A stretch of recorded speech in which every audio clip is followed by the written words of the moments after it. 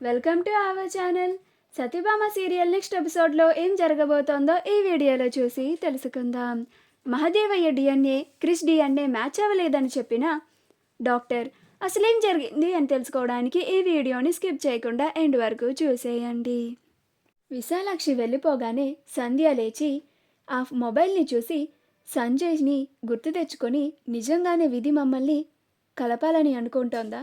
ఇందులో నేను ఉత్తి నిమిత్త మాత్రురాలినేనా అని సంజయ్ గురించి ఆలోచిస్తూ ఉంటుంది. ఈలోగా సంజయ్ మెసేజ్ చేస్తాడు. అప్పుడు సంధ్య ఆ మెసేజ్ చూస్తే, ఏంటి సంధ్య, ఉదయాన్నే నా గురించి ఆలోచిస్తున్నావా అని ఉంటుంది.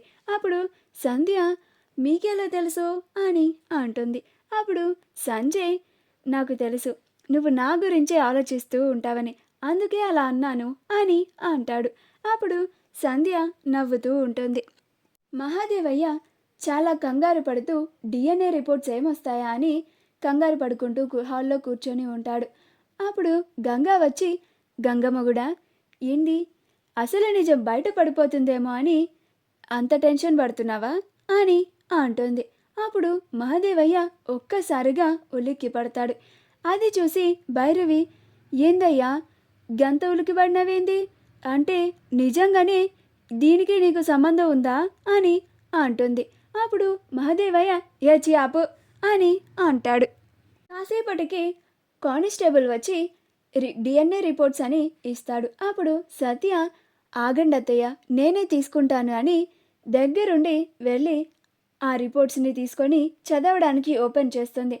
అప్పుడే కరెక్ట్గా మహదేవయ్య వాళ్ళ ఇంటికి పోలీసులు, మీడియా కూడా వస్తారు. అప్పుడు అదంతా చూసి ఆ హడావిడికి మహదేవయ్య బయటికి వెళ్తాడు. ఏంటి మీరందరూ వచ్చిర్రు అని అంటాడు. అప్పుడు ఆ మీడియా వాళ్ళు, ఈరోజు డిఎన్ఏ రిపోర్ట్స్ రిజల్ట్స్ వస్తాయి కదా, అందుకని ఏం రిజల్ట్ వచ్చిందా అని టీవీలో టెలికాస్ట్ చేయడానికి మేమంతా వచ్చాం సార్. రిపోర్ట్స్ వచ్చాయంట కదా, రిజల్ట్ ఏమైంది అని అడుగుతారు. అప్పుడు మహదేవయ్య, ఇంకా ఆ రిజల్ట్ని చూడలేదు, సత్య ఓపెన్ చేయమ్మా అని అంటాడు. అప్పుడు సత్య ఓపెన్ చేయబోతుంటే నరసింహ వచ్చి ఆపండి అని అంటాడు.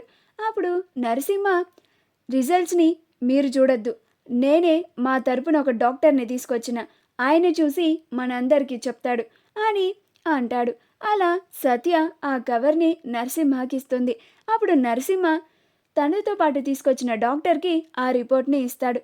అలా ఆ డాక్టర్ రిపోర్ట్స్ని చూసి Ganga DNA, Bunty DNA match అయ్యాయి అని చెప్తాడు. అలా మహదేవయ్య డిఎన్ఏకి బంటి డిఎన్ఏ మ్యాచ్ అవ్వలేదు అని చెప్తాడు. ఆ తరువాత ఇంకా మహదేవయ్య చిన్న కొడుకు కృష్ణ గురించి వస్తే, మహదేవయ్య డిఎన్ఏ కృష్ణ డిఎన్ఏ కూడా మ్యాచ్ అవ్వలేదు అని ఆ డాక్టర్ చెప్తారు. అప్పుడు ఆ మాటకి క్రిష్ ఆశ్చర్యపోయి, ఏంది డాక్టరు, నువ్వు అసలు చదువుకున్నావా, మా బాపుది నాది డిఎన్ఏ మ్యాచ్ అవ్వకపోవడేంది, సరిగ్గా చూసేదు అని అంటాడు. అప్పుడు డాక్టర్, ఎన్నిసార్లు చూసినా ఎన్నిసార్లు సరిగ్గా చదివినా ఇక్కడ రిజల్ట్ అంతే ఉందండి అని ఆ డాక్టర్ అంటారు. అప్పుడు క్రిష్, పిచ్చి పిచ్చిగా ఉందా డాక్టరు అని ఆ పేపర్ని తీసుకొని ఒకసారి ఆ రిపోర్ట్ని, సత్య నువ్వు చూడు అని అంటాడు. అప్పుడు సత్య, నిజమే క్రిష్, మీ బాపు డిఎన్ఏకి నీ డిఎన్ఏకి మ్యాచ్ అవ్వలేదు అనే ఉంది అని అంటుంది. ఆ మాట వినగానే క్రిష్ ఆశ్చర్యపోయి షాక్లో ఉంటాడు. మహదేవయ్య నిజం బయటపడిపోయింది అని చాలా కంగారు పడుతూ ఉంటాడు. మా వీడియో కనుక మీకు నచ్చినట్లయితే లైక్ చేయండి, షేర్ చేయండి, మా ఛానల్ని సబ్స్క్రైబ్ చేసుకోండి, పక్కనే ఉన్న బెల్ ఐకాన్ని క్లిక్ చేయడం మాత్రం మర్చిపోకండి.